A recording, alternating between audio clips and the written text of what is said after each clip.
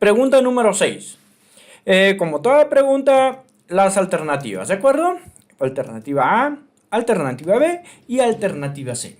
¿Qué es lo que hacemos siempre? Primero leemos y entendemos la pregunta. Bien, ¿qué nos dice? Los estudiantes de segundo grado están recopilando textos provenientes de la tradición oral, como textos humorísticos, entre otros. En este contexto, uno de los estudiantes contó el siguiente chiste a los compañeros del aula. Estaban dos ovejas jugando al fútbol. Una de ellas, de casualidad, lanza la pelota muy lejos y dice a su compañera, ve. Y la otra contesta, ve tú. Los estudiantes han realizado diversos comentarios sobre este chiste.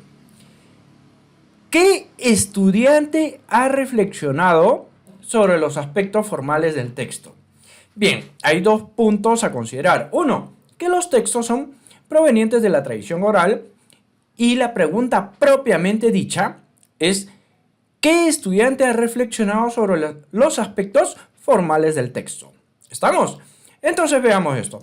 ¿Qué conocimientos debemos nosotros evocar en ese momento? Uno, recordar lo que es la tradición oral. Y otro punto, no menos importante, los aspectos formales del texto. ¿Estamos? Si no sabemos cuáles son los aspectos formales del texto, ¿podríamos dar respuesta? Simple y llanamente no. Pero lo debemos de saber a ciencia cierta. ¿Estamos? Entonces, a ver. La pregunta es, ¿qué estudiante ha reflexionado sobre los aspectos formales del texto? Bien. Recordemos primero, la tradición oral. ¿A qué refiere o cómo se define la tradición oral? Pues bien, se define como todas aquellas expresiones culturales que se transmiten de generación en generación y que tienen el propósito de difundir conocimientos y experiencias a las nuevas generaciones. Allá, entonces, son expresiones culturales que se van transmitiendo de generación en generación. Ya tenemos más claro a qué refiere lo que es la tradición oral. A ver, los aspectos formales del texto. Se conoce como aspectos formales de la escritura, del texto obviamente, al conjunto de consideraciones de presentación, organización y apariencia que acompañan al texto. Ojo, no habla del contenido del texto, sino a la presentación, organización y apariencia. En la presentación podemos el tipo de letra, el tamaño de letra, los márgenes, las tabulaciones, cómo están organizados los párrafos, el espacio entre párrafos, etc. Entonces, a ello refiere los aspectos formales del texto, a la presentación, organización y apariencia. No habla de contenido, no lo olvidemos. Entonces ya tenemos bien claro a qué refiere ello. Pues bien, vamos a resolver la pregunta entonces. Vean qué importante es conocer las definiciones, los conceptos y tenerlo bien claro, ¿no? A ver, alternativa A. Alonso dice que atraviesa la primera ovejita. Seguro que lanzó bien lejos la pelota y la segunda no quería ir a recogerla. Pregunta. ¿Alonso está hablando de los aspectos formales del texto o del contenido? Está hablando del contenido. Y el contenido está muy por fuera de los aspectos formales del texto. Entonces, ¿Alonso reflexionó sobre los aspectos formales del texto? No, porque hablo del contenido. Alternativa A, obviamente incorrecta.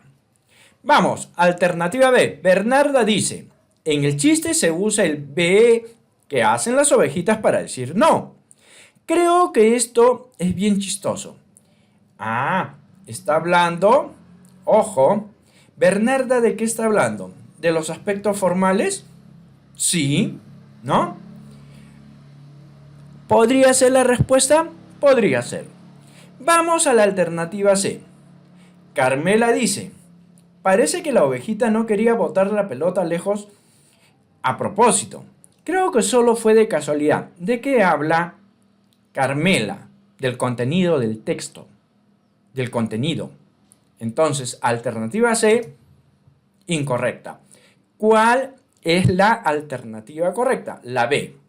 Bernarda dice, en el chiste se usa el be ¿Qué hacen las ovejitas para decir no? Creo que esto es bien chistoso. De las tres alternativas, la más próxima a la definición de aspectos formales, ¿cuál es? La B. ¿Vieron qué tan importante es conocer la teoría?